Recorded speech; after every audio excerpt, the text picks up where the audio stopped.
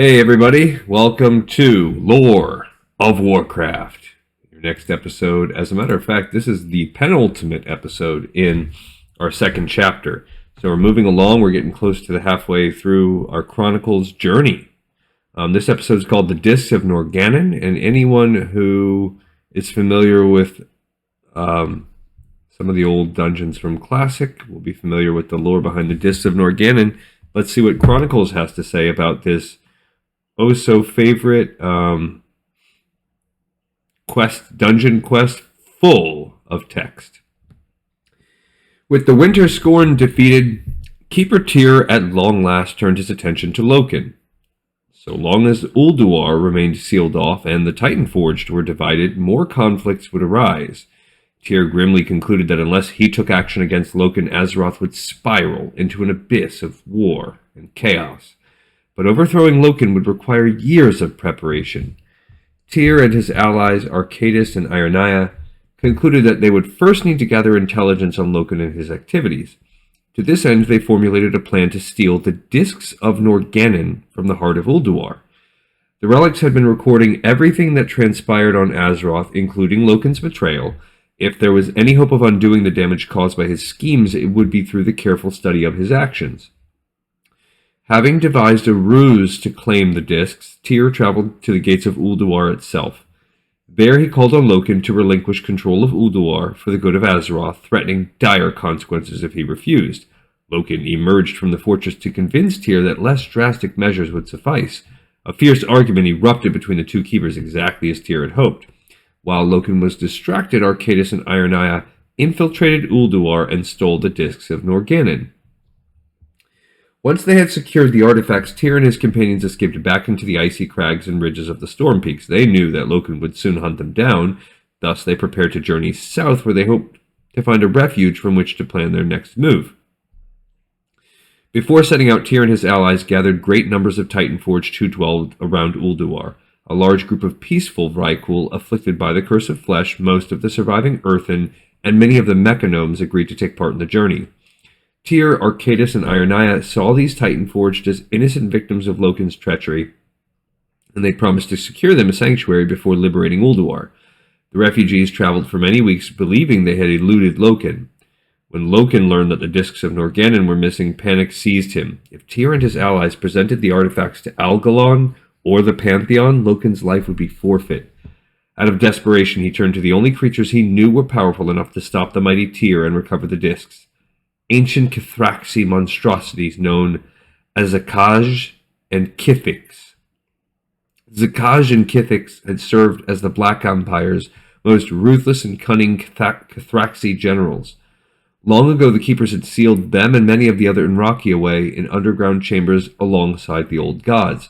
With considerable effort, Loken excavated these Cathraxi tombs and roused Zakaj and Kithix to life. He ordered the colossal abominations to kill Tyr and all who followed him. Sensing the lingering touch of Yogg-Saron in Loken's mind, the two Cathraxi readily obeyed.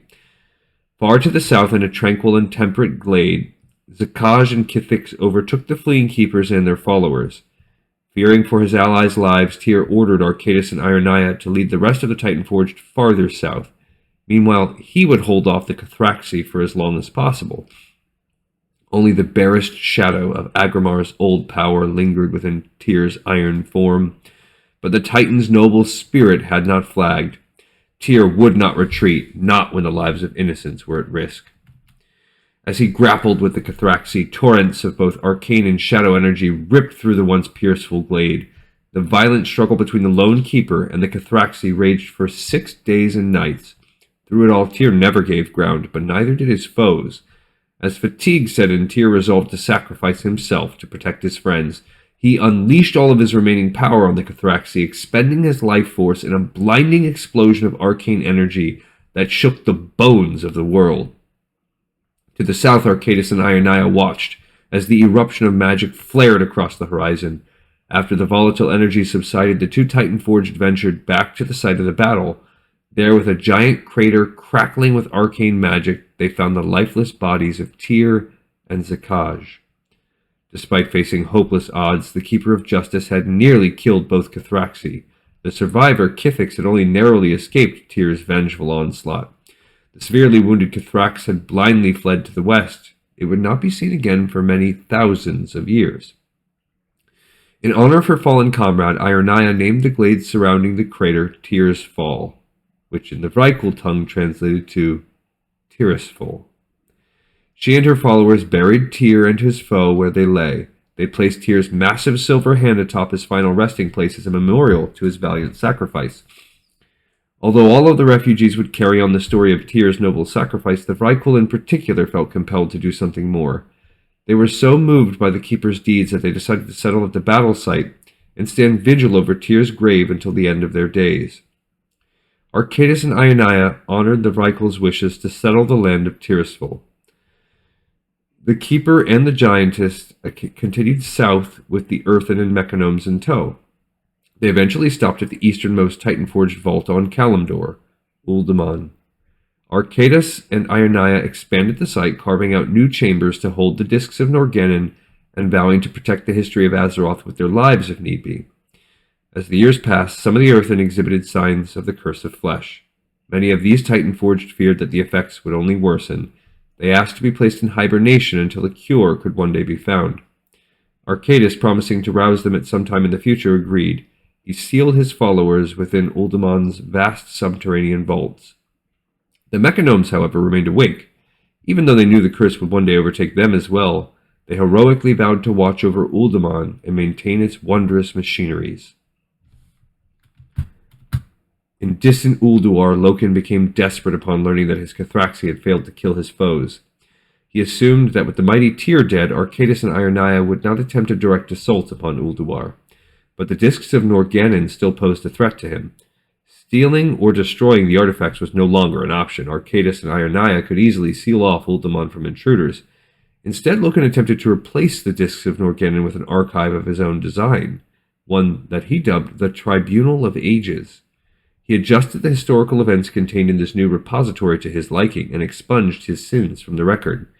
Though he assumed he had been successful, his archive proved to be flawed. The histories stored within were warped even beyond Loken's understanding. Loken then took one final drastic measure to prevent retribution from Arcadis and Ironaya.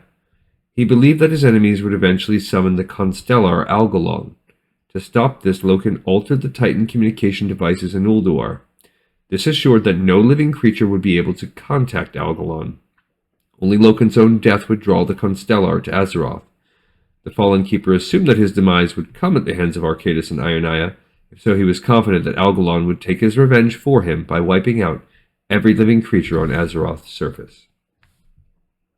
In the small sub-piece Tyr's Sacrifice, the mortals who would one day inhabit the area of Tirisfal would feel two conflicting energies emanating from the earth. The remaining spiritual essence of Keeper Tyr, and that of his enemy, Zakaj. Some would tap into Tyr's energy. Others would become attuned to the Kithrax's dark aura. And here's a picture of the Silver Hand and its Vrykul caretakers.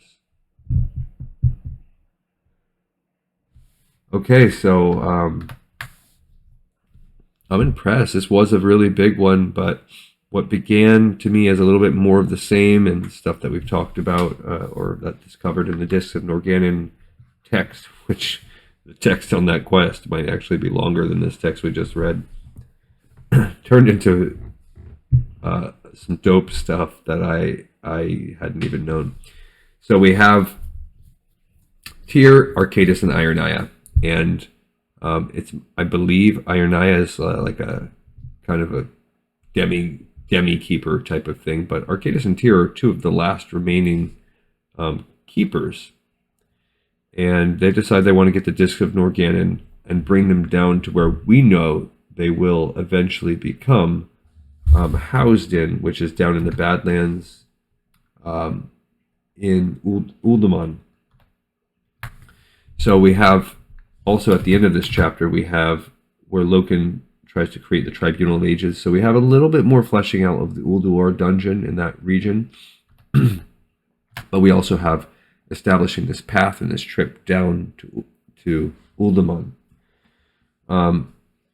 You also have what's coolest of all, in my opinion, how this big battle between two of the Kithraxi I'm guessing they're insectoid type races. Zakaj and Kithix, those names, I don't know if I've known them, but Zakaj and Tyr fighting to the death in what will eventually become the Eastern Kingdoms, and the northernmost one, Tirisfal, in Tirisfal Glades, in that region. So seeing the origination of that, how the Vrykul stay there, the mortal Vrykul, maybe they become humans, I don't know, or maybe that's up in the Stormheim. I know there's a grave that Vrykul watch over, and that might be Tyr's grave, that might be something unrelated. But you have that becoming Tirisfal, and essentially now we're starting to establish the Eastern Kingdoms because we had none of that. We have Kithix escaping out to the west, so he's probably going to be involved in Ankaraj or something like that as we continue reading. You also have Tyr dying, so we're almost down. If he wasn't the last keeper, Arcadis might be the last one left. You have the Mechanomes. Maybe they are going to become the gnomes in this case because they've decided, hey, we're going to just let it happen. And they're going to watch over Uldaman. Or maybe they devolve further into leopardomes, or maybe they stay as Mechanomes. You have the holy energy from Tyr, dark energy from Cathrax. So you have this light versus dark, which you see in Tirisfal Glades. You see that in the Tyr's hand, which that makes sense also, that you have those little sub-regions of Tirisfal Glades, all named after Tyr. All of that makes sense. I knew there would be an explanation. It's a cool one. You have the paladins coming out of there, the holy magic obviously tapping into Tyr. And then you have these dark people, because this is also the home of the Forsaken. That might be something that comes up in Warcraft 3 or something like that. But I think that's part of it as well. The fact that there's this dark energy all throughout. And this last thing where Loken goes crazy and he cuts off, because you had this back of your mind thing. You knew the Pantheon's pretty much gone. It might be gone forever. Certainly Ra and some other people think so. But you have this Algalon, this other mega Deus Ex Machina that could eventually at any point kick in. And here you have Loken saying, no, let's cut that off too. So Azeroth, one trend is it's becoming more and more isolated, and more devoid of great heroes until we step in. All right, guys, we have one more chapter before we start getting into a different kind of thread of history. And in the next episode, I'm going to try and talk about some of the other things that occurred in the prehistory of Warcraft as well. All right. As always, you know I really appreciate your time and your that you spent listening to me, and I had a good time. This one was a good one. See you guys. Bye bye.